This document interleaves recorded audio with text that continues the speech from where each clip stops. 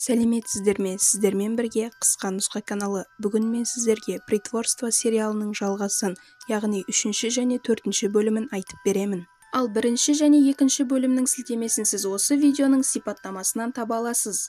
2011 жыл. Диди әлі де интернеттегі қайырымдылық қорларынан ақша алуда. Ол өзінің ақшаларының барлығын бір пакетке салып сақтайды. Ал Джипси болса сол баяғыша анасынан тығылып түнде оның ноутбугын шұқылайды. Енді қыз интернеттен әйелдерге арналған образдарды іздеуде. Джипси косплей кешіне баруға дайындалуда. Әрине ол Дисней ханшайымы Белла болғысы келеді. Бірақ анасы оның Золушка болғанын қалады. Олар кешке келеді. Бұл жерде Челли да жүреді. Bir кезде Джипси мен анасының қасына бір адам келіп Дидиға қырындай бастайды. Челли олар жалғыз қалсын деп Джипсиді алып кетеді. Бірақ адамдармен араласпаған жабайы Диди әлгі адамнан тез арада қашып кетеді. Джипси бір сымбатты адамды көріп қалады. Ол үстіндегі киімін жөндеп адамның қасына келеді. Әлгі адам Джипсидан жасы қаншада екенін сұрайды. Джипси өтіріктен 18-де деп айтады. Ал Диди бұл уақытта әжетханаға келіп макияжын сүртіп тастайды. Джипси әлгі адаммен танысып, адам Джипсиге қырындай бастайды. Екеуі бір машинаны көруге келеді. Жүргізуші мүгедек арбасындағы қызды бірінші өткізеді. Осы сәтте Джипсидің өміріндегі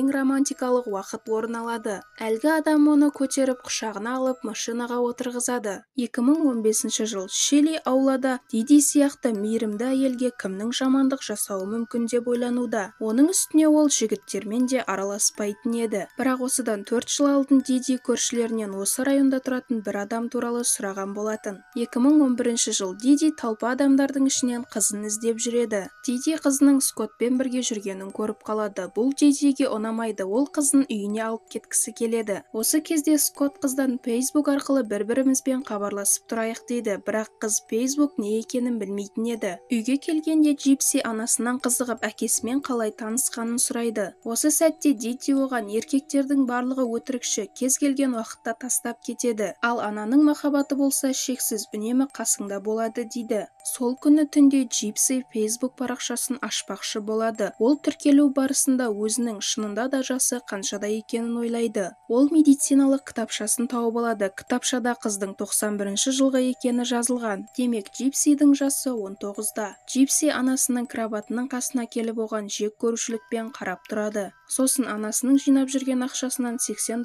ұрлап алады. Ертеңіне парковкада тұрғанда Джипси су сатып алу сылтауымен кетіп, анасына білдірмей өзіне бір телефон сатып алады. Үйге келгеннен Джипси әлгі адамға жазады. Осылайша олардың сөйлесіп жүргенінен бір ай өтеді. Джипси той туралы әңгіме қозғай бастайды. Бір күні Скотт аған сыйлық жібереді. Бұл парик еді. Қыз оны басына киіп қатты қуанады. Осы уақыт аралығында әлгі кештегі адам Дидиға хабарласып жүреді. Ол Дидимен үйленгісі келеді. Ол Дидиға саған барлық үй жұмыстарында көмектесемін, тіпті қызыңа қарауға да көмектесемін дейді. Қызы туралы айтқан кезде Диди қатты қорқып кетеді. Аулада телефонға қарап күліп отырған қызды көрген Лейси қыздың қасына келеді. Джипси оған өз құпиясын ашып бір қанзада тапқанын, олар үйленетінін, олардың 2 баласы болатынын және де ол қанзада оны алысқа алып кететінін айтады. Бір күні түнде Скотт қызға бір жағдай болып ауруханаға түсіп қалғанын айтады. Қорқып кеткен қыз бірден такси шақырып Скотттың берген паригін басына киіп ауруханаға келеді. Скотт қызды танымай қалады. Қыз өзінің Джипси екенін айтқанда Скотт оның аяғымен жүргенін көріп таң қалады. Осы уақытта Диди ұйқысынан оянып кетіп төсекте жоқ қызын іздеп шығады. Ол үстел үстінде қызының қалдырған хатын табады. Ол жерде қызы мен басқа жаққа кетіп үйленіп балалы боламын деп жазады. Міне дәл осы кезде Диди Шеллиге хабарласып осы адамды сұраған болатын. Скотт пен Джипси ауруханадан шығып Скотттың үйіне келеді. Скотт жалғыз өзі тұрмайды. Оның қасында бір досы бар еді. Қыз тынымсыз жігітті қанзадам, қахраманым деп айта береді. Әрине бұл Скоттқа қатты ұнамайды. Bir кезде олар жақындаса бастайды. Осы сәтте есікті қағып Диди кіріп келеді. Диди жылап қызынан үйге қайтуын сұрайды, бірақ қызы ол түрмеге қайтып бармаймын дейді. Осы кезде Диди қыздың жігітпен сөйлесуіне кедергі болмайтынын айтады. Не знаю, что она наплела, но ей всего 14.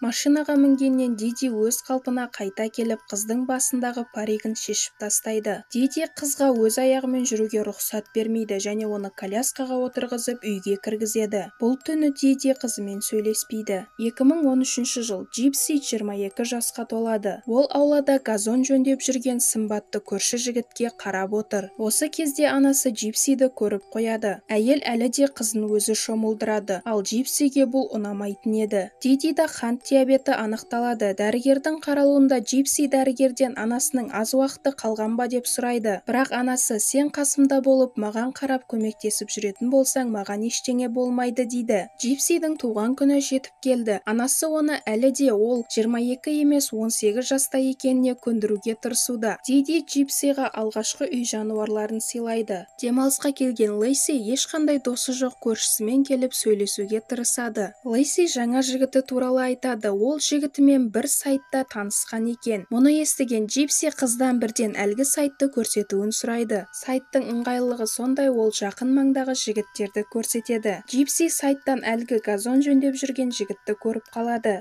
Дидиға бұрынғы күйеуі хабарласып Джипсиді туған күнімен құттықтағысы келеді, бірақ Диди адамға қызымен сөйлесуге рұқсат бермейді. Трубканы қойған сәтте Дидиге ауруханадан хабарласады. Ауруханадағылар осы аптада Джипсидің құлағына операция жасалуы керектігін, бірақ ол 18-ге толғандықтан барлық операцияларға келісімді өзі беру керек екенін айтады. Диди қыздардың махаббат туралы әңгіме айтып отырғанын естіп қояды. Үйге кірген соң ол қызына жігіттер туралы ойлауға саған әлі ерте деп ұрсып береді. Джипси анасына білдірмей ақшаны қалай жинау керек екенін табады. Ол күніге кішкенеден алып отырып өзінің ойыншығының ішінде сақтайды. Диди мен Джипси адвокаттың алдына келеді, өйткені Диди Джипсидің шешім қабылдау құқығын өзіне алмақшы. Адвокат әйелге шешімді сот қабылдайтынын, бірақ шешім қабылдау үшін Джипсидің дәрігері қыздың шынында да шешім қабылдау үшін миының жетілмегендігін дәлелдеуі керек болады дейді. Осы сәтте Диди қызының ақыл есінің кем екенін, 7 жасар бала сияқты ойлайтынын айтады. Мұның барлығын естіп отырып ашуланып кеткен Джипси ойыншығының көзін жұлып алады. Адвокат қыздың барлық сұрақтарға есі дұрыс адам сияқты нақты жауап беріп жатқанын, сол үшін де әйелдің өзіне шешім қабылдау құқығын ала алмауы мүмкін екенін айтады. Мұны естіген Диди өзін жайсыз сезініп демалу үшін отырады. Осы сәтті пайдаланып Джипси өзінің жинаған ақшасына ноутбук сатып алады. Қыз ноутбукты сиденьенің астына жасырып, қорабын лақтырып жібереді. Сол күні түнде Джипси әлгі сайтқа тіркеледі. Ол өзінің авасына сурет қою үшін парик тағып суретке түседі. Лейси үйіндегілермен ұрсып үйінен шығып кетіп бара жатады. Осы сәтті қолданып Диди қыздың ашуын шығару үшін оны мүлде ұнатпайтынын айтқысы келеді. Бірақ әйел Лейсимен сөйлесіп жатқанда есінен танып қалады. Есін жинаған әйел Джипсидан қасынан кетпеуін сұрайды. Әлгі таныстық сайтында Джипсиға бір күнде 10 жігіт жазады. Олардың ішінде тіпті газон жинап жүрген әлгі жігіт те бар еді. Джипси Ник есімді бір жігітпен сөйлесіп бастайды, өйткені жігіт қызды Қаншайым деп атаған болатын. Диди қызының орнына шешім қабылдай алу үшін одан сенім хат алса да болатынын біледі. Бірақ ол сенім хатқа да Джипси қол қою керек еді. Қыз Никпен видео қоңырау арқылы сөйлесе бастайды. Жігіт қыздан өзін толық көрсетуді сұрайды. Сол сәтте қыз өзінің шашы өтірік екенін және де мүгедектер арбасында жүретінін айтады. Жігіт бұл жағдай ештеңені өзгертпейді дейді. Жігіт менің ішімде де екі түрлі адам өмір сүреді. Ник ол жақсы жағым, ал Виктор деген жаман жағымда бар дейді. Диди пошта арқылы сенім хатты алады. Содан кейін ол Джипсиға келіп өзін жайсыз сезініп тұрғандай кейіп танытады. Әйел қызына түрмеде отырғанын және ол жерде өзін пышақтауға тырысқандар болғанын айтады. Сонымен қатар ол сенің басыңа да осындай жағдайлар келгенін қаламаймын дейді. Содан кейін қызға біздің адамдарды алдап жүргенімізді білсе сені түрмеге қамайды деп айтады. Түрмеден құтылудың бір-ақ жолы бар еді, ол сенім хатқа қол қою. Сол кезде барлығы өз орнында бұрынғыдай қалады. Қорқып кеткен қыз жылап отырып сенім хатқа қол қойып береді. Анасы екеуінің жасаған істері туралы қыз Никке айтып береді. Қыз барлық адамдарды алдап өте үлкен қылмыс жасап жүрміз дейді. Жігіт оған қолдау білдіреді. Осылайша Джипси сөйлесіп отырып ноутбукты құшақтап ұйықтап қалады. Таңертең оны Диди көріп қойып ноутбугын алып сындырып тастайды. Мен өзіме жаңасын сатып аламын дейді қыз. Мұны естіген анасы қатты ашуланып кетіп қызды бөлмесіне сүйреп апарып байлап қоймақшы болады. Джипси анасының бетіне түкіріп жіберіп үйден кетіп қалмақшы болып жатады. Осы сәтте анасы «Мен енді олай жасамаймын, кетпеші» дейді. Мұны естіген қыз кете алмайды. Джипси енді Никпен телефон хабарламалары арқылы сөйлесіп жүреді. Жігіттің жаман жағы Виктор қызды барлық адамнан қорғауға уәде береді. Осымен видеоның соңына келдік. Соңына дейін көргендеріңіз үшін үлкен рахмет. Жақын арада каналда сериалдың жалғасы шығатын болады. Сол үшін де келесі видеоларда кездескенше аман сау болыңыздар.